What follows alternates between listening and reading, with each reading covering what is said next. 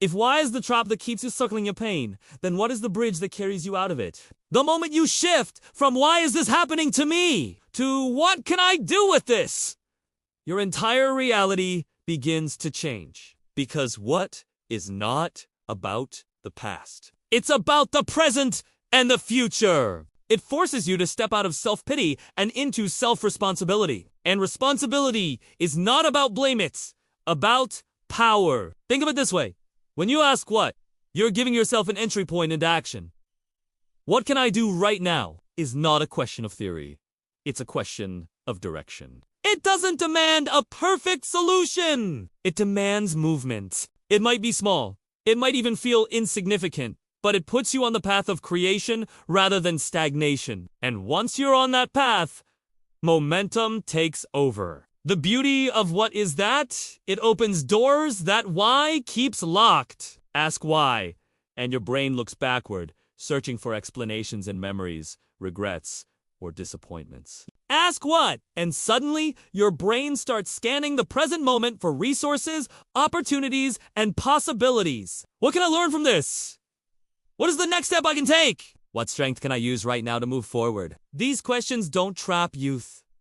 They liberate you psychologically. This matters because the human brain is wired for focus. Whatever question you feed it, it'll work tirelessly to answer. If you give it why, it will dig through the past, replay the mistakes, and highlight all the reasons you should feel stuck. If you give it what, it will it will look for strategies, tools, and choices. The question directs the lens of your mind. Change the question, and you change what you see. This is why some people rise from their hardships while others remain crushed under them. Both have suffered, both have struggled, both have been hurt. The difference is not the weight they carried, but the question they asked themselves while carrying it. Why did this happen?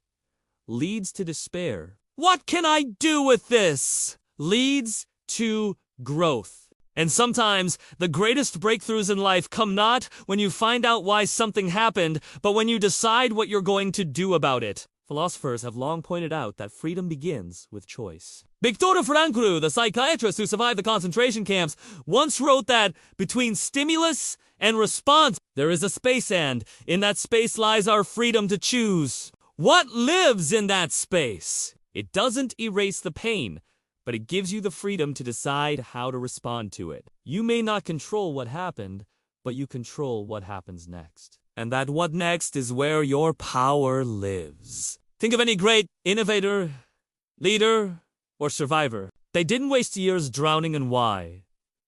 They might have asked it briefly, but their focus shifted quickly to what? What do we build now? What can I try?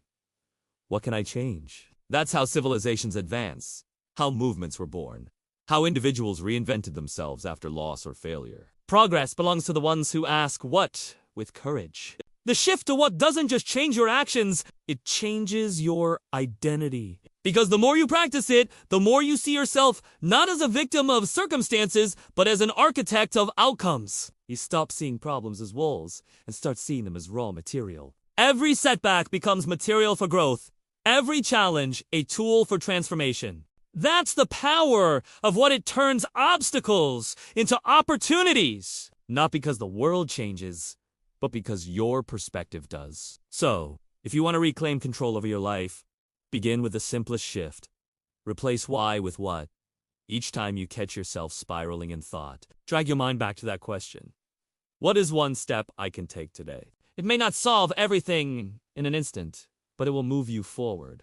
And that forward movement will eventually become momentum. And let this settle into your mind. The difference between a life that breaks you and a life that builds you often comes down to the question you choose to live by. Why will give you reasons to stop? What will give you reasons to start? And every great change in history, every revolution, every breakthrough, every personal transformation began because someone stopped asking why and started asking what.